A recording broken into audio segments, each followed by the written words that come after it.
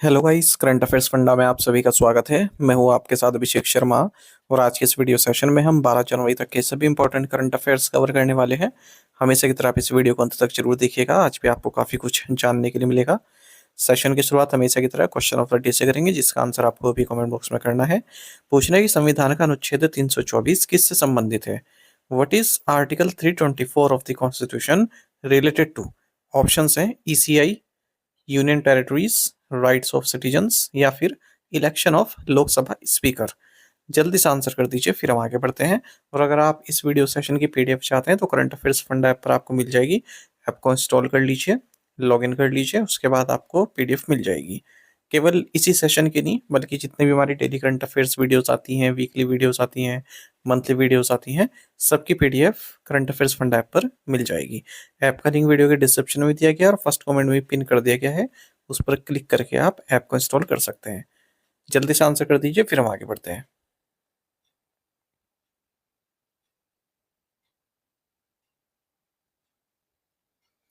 In which month is the National Youth Day observed? राष्ट्रीय युवा दिवस किस महीने में मनाया जाता है? ऑप्शंस आपके सामने हैं। सही आंसर ऑप्शन डी है जनवरी। आपको जानना चाहिए, नेशनल यूथ डे को विवेकानंद जयंती भी बोलते हैं। ये हर साल 12 जनवरी को मनाई जाती है, क्योंकि इस दिन स्वामी विवेकानंद का जन्म दिवस होता है। 1984 की बात है, जब गवर्नमेंट ऑफ इंडिया ने डिक्लेयर किया कि हम नेशनल यूथ डे सेलिब्रेट करेंगे 12 जनवरी को। और पहली बार ये डे भारत में सेलिब्रेट किया गया 1985 में। 2026 में नेशनल यूथ डे का थीम है ignite the self, impact the world. The third Indian light house festival was held in which city? तीसरा भारतीय प्रकाश स्तंभ महोत्सव किस शहर में आयोजित किया गया? राइट आंसर ऑप्शन डी है विशाखापट्टनम। आपको जानना चाहिए कि इंडियन लाइट हाउस फेस्टिवल का थर्ड एडिशन इनोग्रेट किया गया है वेंकैया नायडू द्वारा, जो कि farmer vice president of India हैं। और ये चीफ गेस्ट थे इस फेस्टिवल में, विशाखापट्टनम, आंध्र प्रदेश में। 11,000 किलोमीटर की हमारी जो कोस्ट लाइन है और 205 लाइट हाउसेज हैं भारत में, तो उसी को सेलिब्रेट किया गया इस फेस्टिवल में। इस फेस्टिवल का पहला एडिशन भारतीय प्रकाश स्तंभ उत्सव के तौर पर मनाया गया था फोर्ट अगोडा, गोवा में। 2023 की बात है। फिर अक्टूबर 2024 में दूसरा एडिशन सेलिब्रेट किया गया पूरी उड़ीसा में। अब यहाँ से भी देखिए स्टैटिक क्वेश्चन बन जाते हैं। हाल ही में एक एग्जाम हुआ था, उसमें पूछा गया था कि फोर्ट अगोडा कहाँ पर है, तो गोवा में है। ये आपको मालूम होना चाहिए। Where was the third international conference on Indian languages inaugurated? भारतीय भाषाओं पर तीसरे अंतर्राष्ट्रीय सम्मेलन का उद्घाटन कहाँ हुआ है? राइट आंसर ऑप्शन डी है न्यू दिल्ली। तो vice president of India CP Radhakrishnan, इन्होंने नई दिल्ली में third international conference on Indian languages को इनोग्रेट किया है। ये कॉन्फ्रेंस ऑर्गेनाइज की गई वैश्विक हिंदू परिवार, अंतर्राष्ट्रीय सहयोग परिषद, Indira Gandhi national centre for the arts and department of भारतीय भाषा यूनिवर्सिटी ऑफ दिल्ली के द्वारा। साथ ही वाइस प्रेसिडेंट ने एक बुक भी लॉन्च की है, जिसे लिखा है हिंडोल सेन गुप्ता द्वारा। बुक का टाइटल है sing, dance and lead, leadership lessons from the life of Srila Prabhupada. What is the theme of the New Delhi World Book Fair 2026? Nai Delhi विश्व पुस्तक मेला 2026 का विषय क्या है, थीम क्या है? राइट आंसर ऑप्शन डी है Indian military history, valour and wisdom at 75। Dharmendra Pradhan, जो कि यूनियन मिनिस्टर ऑफ एजुकेशन है, इन्होंने New Delhi World Book Fair 2026 को इनोग्रेट किया है। और इन्होंने the saga of Kudapalli, the unsung story of 1857, इस बुक को रिलीज किया है बांग्ला, असमिया, पंजाबी, मलयालम, उर्दू और मराठी लैंग्वेज में। एक सॉन्ग भी स्क्रीन किया गया, सागा ऑफ कुदपल्ली। ये वर्ल्ड का बिगेस्ट B2C बुक फेयर है, new Delhi World Book fair. और इसको ऑर्गेनाइज किया गया है नेशनल बुक ट्रस्ट इंडिया के द्वारा, जो कि मिनिस्ट्री ऑफ एजुकेशन के तहत आता है न्यू दिल्ली में। इंडिया ट्रेड प्रमोशन ऑर्गेनाइजेशन इसका को ऑर्गेनाइजर रहा। और थीम क्या था इस फेस्टिवल, सबसे महत्वपूर्ण, Indian military history, valour and wisdom at 75। Which among the following signed MOU with the Department of Agriculture and Farmers Welfare to establish a nationwide logistics mechanism for the transportation of pesticide seed and fertilizer samples to designated laboratories across the country। निम्न में से किसने कृषि एवं किसान कल्याण विभाग के साथ समझौता ज्ञापन पर हस्ताक्षर किए ताकि कीटनाशक, बीज और उर्वरक के नमूनों को देश भर की निर्दिष्ट प्रयोगशालाओं तक पहुंचाने के लिए एक राष्ट्रव्यापी लॉजिस्टिक तंत्र स्थापित किया जा सके। ऑप्शंस आपके सामने हैं और सही आंसर ऑप्शन डी है department of post. Department of agriculture farmers welfare और डिपार्टमेंट ऑफ पोस्ट इन्होंने मेमोरेंडम ऑफ अंडरस्टैंडिंग साइन किया है ताकि nation wide logistic mechanism establish किया जा सके, जिसके तहत पेस्टिसाइड, सीड, फर्टिलाइजर सैंपल्स इनको ट्रांसपोर्ट किया जा सके इनके डेजिग्नेटेड लेबोरेटरीज में पूरे देश भर में। अच्छा, डिपार्टमेंट ऑफ पोस्ट ने मिनिस्ट्री ऑफ रूरल डेवलपमेंट के साथ भी एक एमओयू साइन किया है, ठीक है, रूरल डेवलपमेंट के लिए। Where did the Defense Research and Development Laboratory (DRDL) conducted an extensive long-duration ground test of its actively cooled scramjet full-scale combustor? रक्षा अनुसंधान एवं विकास प्रयोगशाला ने अपने actively cooled scramjet full scale combustor का व्यापक दीर्घावधि ग्राउंड परीक्षण कहाँ किया है? राइट आंसर ऑप्शन डी है Hyderabad. Defence research and development laboratory जो कि एक हैदराबाद बेस्ड लेबोरेटरी है, defence research and development organisation DRDO की, इन्होंने हाइपरसोनिक मिसाइल के क्षेत्र में एक ब्रेक थ्रू प्राप्त किया है।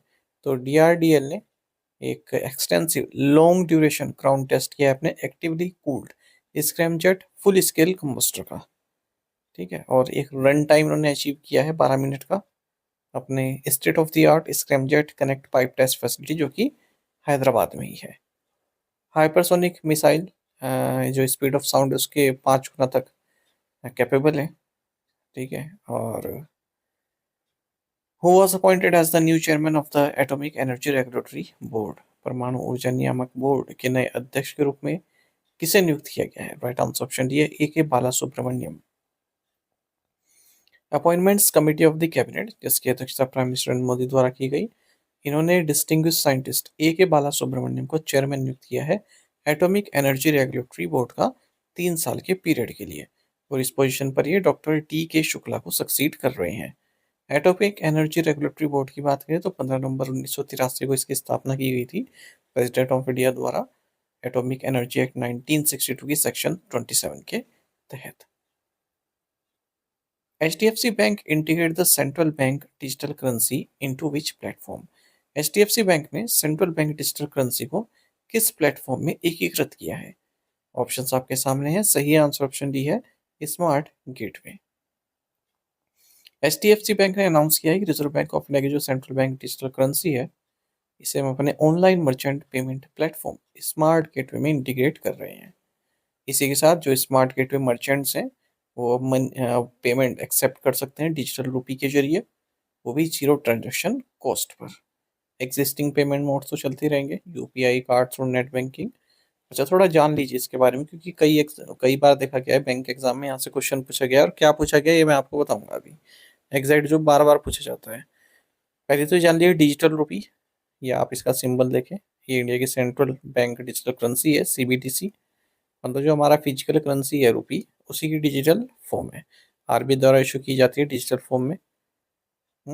और आपका जो डिजिटल वॉलेट है जिस ऐप को आप यूज़ करो उसमें स्टोर रहता है, इसको आप रिसीव कर सकते हो, सेंड भी कर सकते हो, ट्रांजेक्शन्स भी कर सकते हो जैसे कि आप किसी भी फिजिकल नोट के साथ कर सकते हो।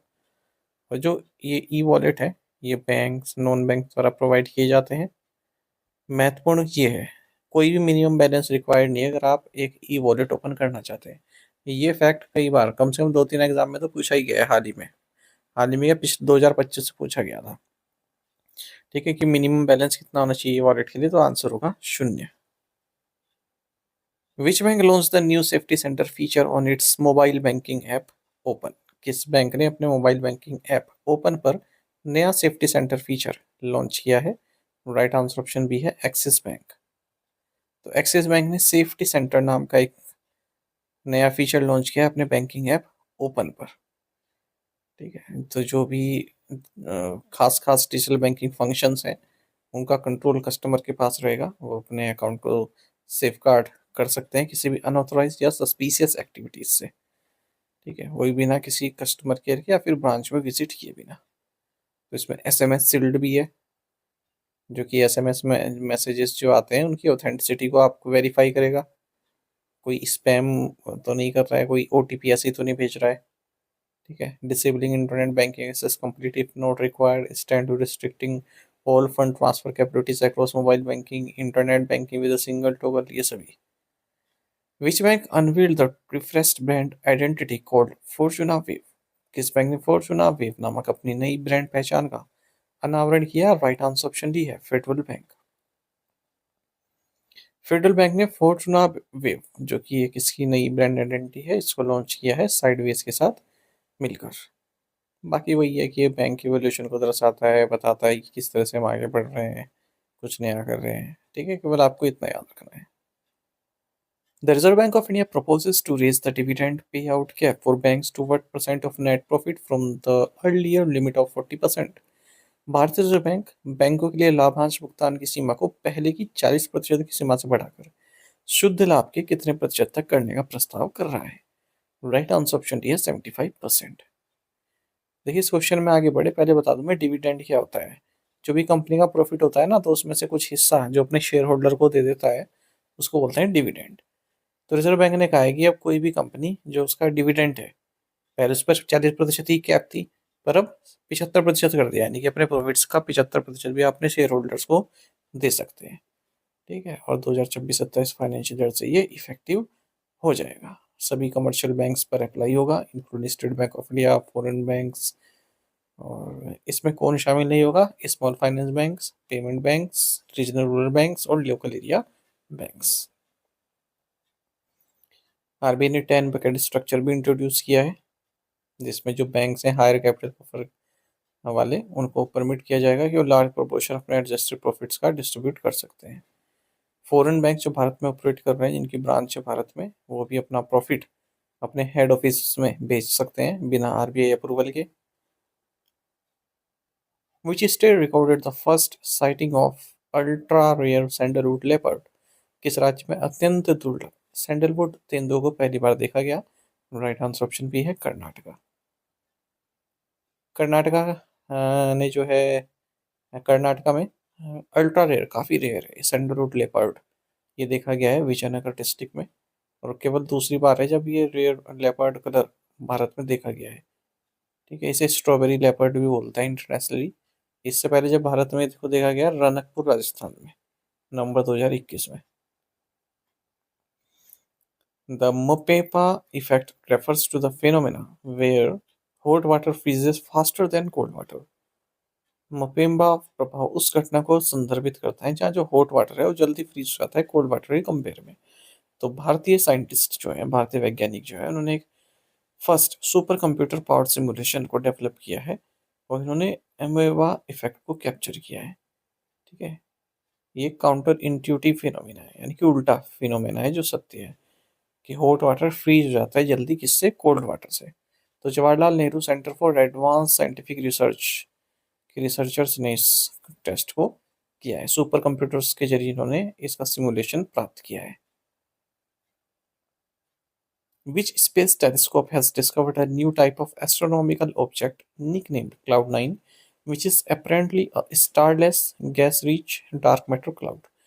किस अंतरिक्ष दूरबीन ने क्लाउड 9 नामक एक नए प्रकार की खगोलीय वस्तु की खोज की है, जो स्पष्ट रूप से तारों से रहित, गैस से भरपूर डार्क मैटर का बादल है? राइट आंसर ऑप्शन डी है हबल स्पेस टेलीस्कोप। तो नासा का जो हबल स्पेस टेलीस्कोप है, उसने एक नए टाइप का एस्ट्रोनॉमिकल ऑब्जेक्ट जिसका निकनेम है क्लाउड 9, ये अनकवर्ड किया है। ये एक starless, gas rich dark matter cloud है। और 14 मिलियन लाइट ईयर्स दूर है ये भारत से, स्पाइरल गैलेक्सी मेसियर 94 के पास। इसे रीआयोनाइजेशन लिमिटेड H1 क्लाउड भी बोला जा रहा है, जो कि न्यूट्रल हाइड्रोजन से कंपोज्ड है। HI का मतलब है न्यूट्रल हाइड्रोजन।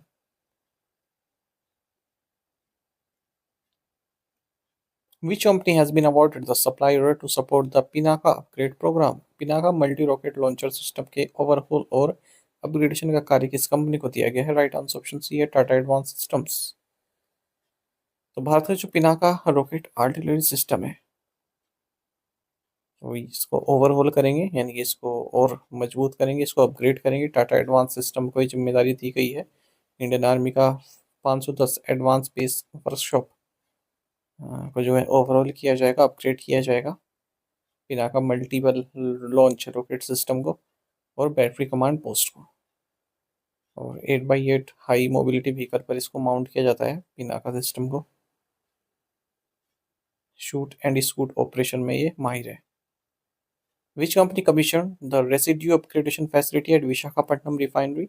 विशाखापट्टनम रिफाइनरी में अवशेष उन्नयन सुविधा का संचालन किस कंपनी ने शुरू किया? राइट आंसर ऑप्शन डी है Hindustan petroleum corporation limited. Hindustan petroleum corporation limited ने रेसिड्यू अपग्रेडेशन फैसिलिटी को कमीशन किया अपनी विशाखापट्टनम रिफाइनरी में। 3.5 मिलियन टन पर ईयर की फैसिलिटी है और इंडिया का फर्स्ट रेसिड्यू हाइड्रोक्रैकिंग यूनिट है और वर्ल्ड का फर्स्ट एलसी मैक्स यूनिट है। यानी कि 93% जो low value bottom of the barrel oils है उसको हाई वैल्यू पेट्रोलियम प्रोडक्ट्स में ये कन्वर्ट कर सकता है। Earth rotation days observe on which date? पृथ्वी के घूर्णन दिवस को कब मनाया जाता है? राइट आंसर ऑप्शन डी है जनवरी 8। तो अर्थ रोटेशन डे ये 8 जनवरी 2026 को मनाया गया और 175 साल हो गए हैं लियोन फोकाल्ट का जो पेंडुलम डेमोन्स्ट्रेशन है उसको। फ्रेंच फिजिसिस्ट से थे ये लियोन फोकाल्ट, तो इन्होंने प्रूव किया था कि अर्थ अपने एक्सिस पर रोटेट करता है। Earth completes one full rotation in about 24 hours which creates day and night, ये सभी हम जानते ही हैं। इसी के कारण हम astronomy, weather patterns, ocean current को समझ पाते हैं। टू द पॉइंट क्वेश्चंस, उनके आंसर्स देखेंगे। When did this year's wolf supermoon occur? January 3rd। Which state recorded the highest number of organ donations in 2025? Karnataka. For which nation did India recently launch a new business visa, EB4 visa? China. What is the name of India's first made in India universal multi-caliber rocket launcher? Suryastra. Who emerged as the most expensive buy in the 2026 Pro Wrestling League player auction? Answer is Japan's Yui Susaki. तो 60 लाख में खरीदा गया इन्हें Haryana thunder's द्वारा। To the point questions देख लेते हैं, उनको भी आपको भी ट्राई करने हैं। When was television introduced in India? Which country is hosting the 2028 Olympics? The Lakshmi Bhandar scheme is active in which state? Which team has appointed former India batting coach Vikram Rathore as its batting coach for the T20 World Cup? Union Home Minister and Minister of Cooperation Amit Shah inaugurated the Maheshwari Global Convention and Expo 2026 in which city? इन पांचों questions के answer आपको comment box में करना है। यदि question का answer भी आता है वो भी आप अवश्य बताइएगा। यदि आप हमारी daily current affairs PDF, weekly PDF, monthly PDF और हर महीने के banking and economic awareness PDF चाहते हैं तो करंट अफेयर्स फंडा का वरीय मेंबरशिप प्लान आप ज्वाइन कर सकते हैं, जिसका लिंक आपको वीडियो के डिस्क्रिप्शन में या फिर फर्स्ट कमेंट में मिल जाएगा। इस वीडियो कोर्स में हम आपको RBI circulars, financial awareness, digital awareness, banking awareness, general economic awareness सब कुछ प्रोवाइड करा रहे हैं एक साल की वैलिडिटी के साथ। बैंकिंग अवेयरनेस कंप्लीट पढ़ाई गई है, मेंस एग्जामिनेशन में भी काम आएगी और इंटरव्यूज में भी काम आने वाली है। इंडियन इकोनॉमी कंप्लीट पढ़ाई गई है, एसएससी, रेलवे, स्टेट पीसीएस के अगर आप एग्जाम देते हैं वहाँ पर काम आएगी। इंश्योरेंस से संबंधित डेडिकेटेड चैप्टर्स में दिए गए इंश्योरेंस के बेसिक्स आपके वहाँ से क्लियर हो जाएंगे। यानी कि ए टू जेड सब कुछ पढ़ाया गया है। और पूरे साल भर जितने भी आप एग्जाम्स देंगे जहाँ पर जनरल अवेयरनेस से करंट अफेयर्स पूछ जाते हैं, केवल यही कोर्स आपका इनफ रहने वाला है। करंट अफेयर्स फंड ऐप पर मिल जाएगा। ऐप का लिंक वीडियो के डिस्क्रिप्शन में दिया गया और फर्स्ट कमेंट में पिन कर दिया गया है। तो उस लिंक पर क्लिक कीजिए, ऐप को इंस्टॉल कीजिए। लॉगिन करने के बाद एक कोर्स आप बाय कर पाएंगे। फिर भी कोई डाउट है तो हमारा कस्टमर केयर नंबर है 44816988, इस पर आप कॉल कीजिए या फिर व्हाट्सएप करके भी जानकारी प्राप्त कर सकते हैं। साथ ही में टेलीग्राम पर ज्वाइन कर लीजिए, करंट अफेयर्स फंडा नाम से हमारा टेलीग्राम चैनल है। Thank you guys.